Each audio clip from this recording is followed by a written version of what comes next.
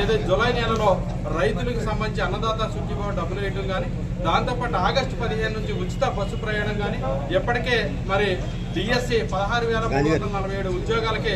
Notification వేసి పరీక్షలు కూడా నిర్వహించడం కానీ, వీటితో పాటు అనేకమైనటువంటి మరి పెన్షన్లో 4,000 కానీ, అదేవిధంగా 6,000,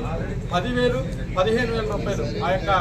ఉన్నటువంటి ఇబ్బందులు బట్టి పెన్షన్లు ఇవ్వటం కానీ, పెన్షన్లు ఇవ్వటం కానీ అనేకమైనటువంటి కార్యక్రమాలు చేస్తున్నటువంటి నేపథ్యంలో ఇక చేయాల్సినటువంటి కార్యక్రమాలు కానీ, దాంతో ఏదైతే ప్రజలకు ఉన్నటువంటి ఇబ్బందులు కూడా తెలుసుకోవడానికి ఈ యొక్క కార్యక్రమం చేశారు. దీంట్లో కూటమి నాయకులందరూ కూడా భాగస్వామ్యం అవుతున్నది. వారందరికీ కూడా హృదయపూర్వకమైనటువంటి అభినందనలు తెలియజేసుకుంటూ